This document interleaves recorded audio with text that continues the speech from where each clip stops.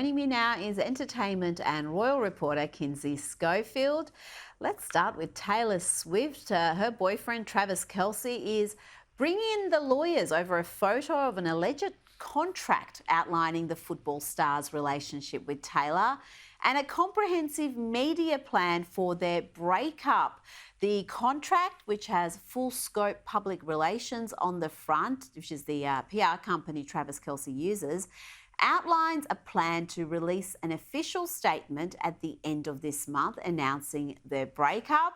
This all includes a date, September 28, and the firm adds there should be a 3-day post-breakup period, includes a draft of what the statement would be, adding it needs to be seen as gracious and respectful.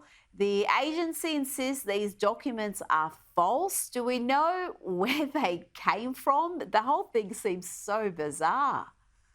It is. It's like, what an elaborate hoax. Somebody has way too much time on their hands. We started seeing this circulating on Reddit, and you're absolutely right. Both Kelsey and his PR team are trying to find the culprit. But, I also think that they're probably trying to intimidate any further pranksters in how much they're taking this seriously. But a lot of thought going into that. Some joking that it looks written by ChatGPT. Taylor and Travis joking that on the date that's listed, September 28th, they're going to have a lot of fun with it. We're going to see them likely, I think it's National Beer Day or something. That was the joke. So I think that it's very unique, and somebody's going to get a job out of this one day, because that's a guerrilla marketing genius. Well, Travis Kelce and his brother Jason have just signed a $100 million podcast deal with Amazon. He was certainly already a big star before he got together with Taylor Swift, but you've got to say this relationship has boosted his earning capacity significantly. I think she made him a mainstream star. I'd never heard of him. She made him a household name. He's in talks to star. I'm sorry. My partner works for the NFL, so that's saying a lot. But, he's got a new action comedy coming out. Apparently, he's talking to Lionsgate about loose cannons, a new FX show, a horror project. And this was a guy that was doing reality dating shows before he was with Taylor Swift. She has elevated him. Oh, absolutely. But you know what? He was a big star. I am shocked that your boyfriend's in the NFL, works for the NFL, and you did not know that. I mean, that's almost a deal breaker right there. I'm surprised he hasn't broken up with you over that one. Now, the NFL season is back in the US. Football fans are fuming that one of the promo reels being posted on Instagram by the NFL seems to feature Taylor Swift more than the star players. He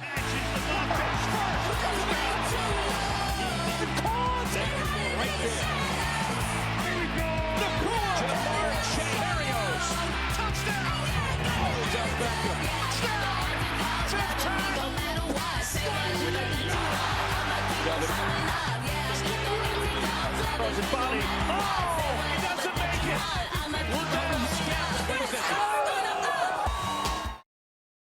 Is it a bit of overkill, Kinsey? Because I know a lot of football fans are fed up with it, but it may be attracting a new audience.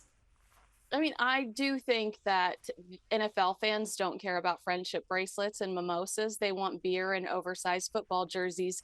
You're right. I mean, they are trying to get those young girls invested like they were last season, but don't alienate your audience. Make sure that your audience still feels like you're catering to them. And hopefully the NFL will take some of these notes and say, we might need to slow down on all of the Swift coverage. Yes, please. Now, movie critics are trying to dissuade audiences from watching a new film called Reagan, which sees Hollywood star Dennis Quaid depict the life of the actor turned 40th President of the United States, Ronald Reagan. The far-left publication Daily Beast called it the worst movie of the year and absolute trash. The LA Times called it historical hooey and childish slog of hero worship. But review website Rotten Tomatoes has this really paints the picture, Kinsey. The critics' rating is 21%, but have a look at that audience rating, 98%. I think that says something. People are turning up in droves to see it. And I think audiences no longer really trust lefty media critics. They trust other viewers because they know the critics are normally got some sort of ideological reason for hating a particular film.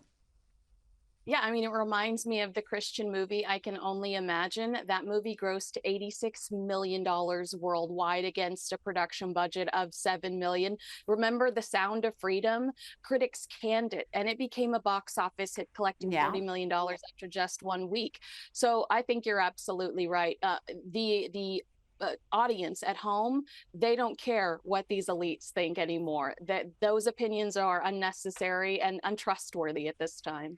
And Kinsey, those Rotten Tomato rankings remind me of the Dave Chappelle and Hannah Gadsby phenomenon that was much talked about online, where you had the critic scores be polar opposite to the audience score. So with Hannah Gadsby, the critics loved it, the audience hated it.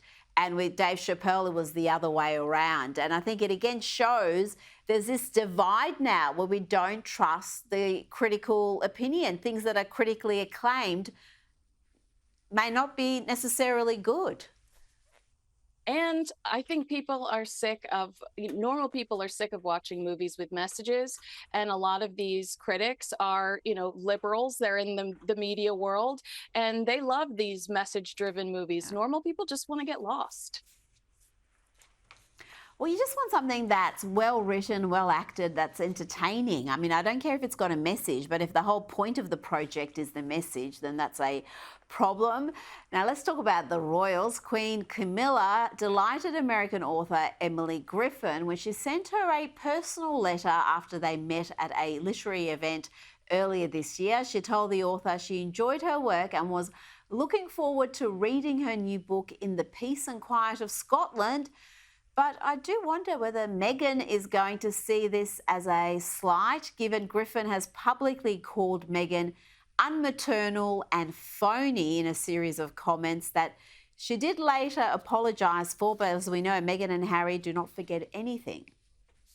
That's right. Knowing how sensitive Harry and Meghan are, I absolutely believe that this would drive Meghan Markle crazy. Emily's comments didn't cross any lines, and they weren't necessarily cruel. But unfortunately for Emily, she made these comments in that 24-month period after the Oprah Winfrey interview, where you were not allowed to critique Meghan Markle or you were canceled.